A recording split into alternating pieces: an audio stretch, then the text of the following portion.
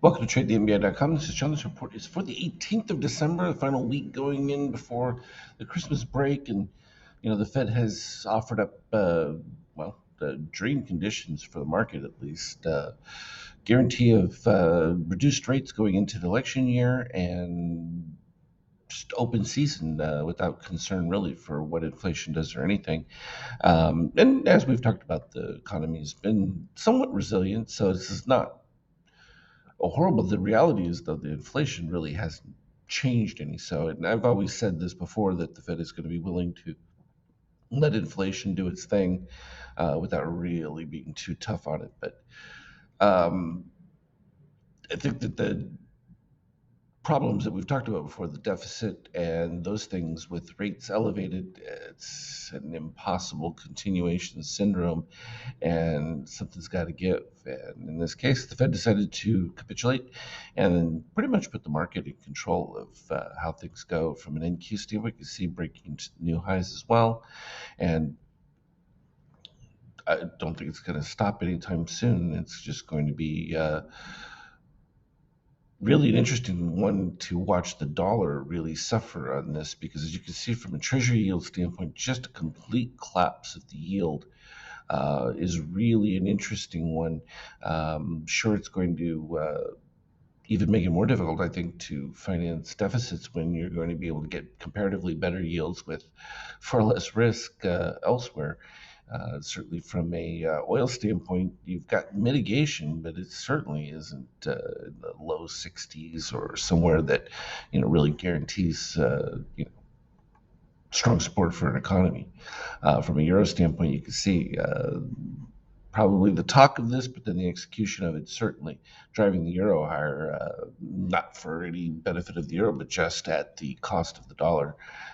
Since why move the money if you can get relatively comparative rate uh, where you're at? And even if the eurozone is a disaster, it's still better to not have to pay all the extra fees and things to move money around.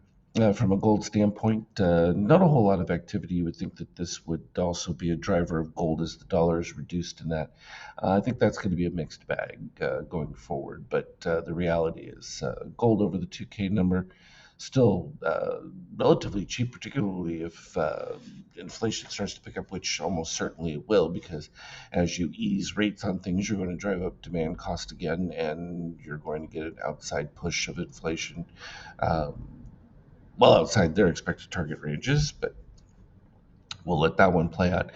From a crypto standpoint, Bitcoin and then just filled back in some of these positives. There's a long way to go to fill them all back, but relatively decent readings from a midterm buyer standpoint.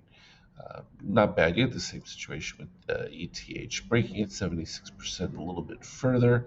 Um, had filled in the gap that we had right over here.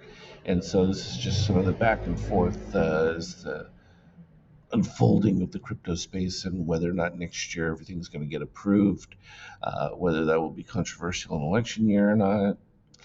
That'd be interesting. I think they really want to do whatever they can to help drive things to take the sting of the last year plus out of things and figure out how they're going to win in November at least. That's the goal.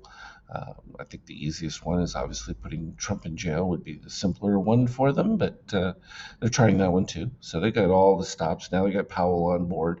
So, all the forces are lining up. We'll see if it's successful for them from a 50K standpoint.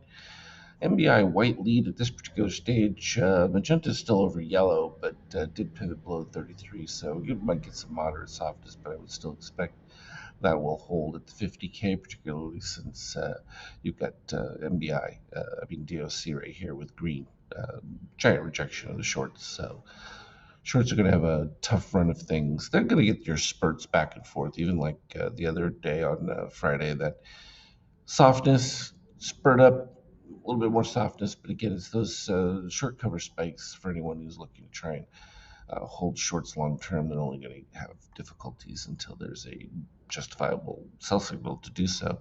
Intramarket, you can see right now we're just filling back some of that early pump from the European pre-market.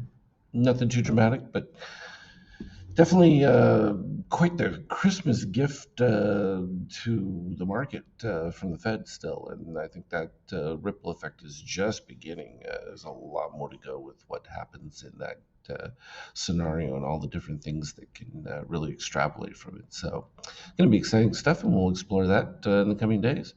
Trade well. Have a good one.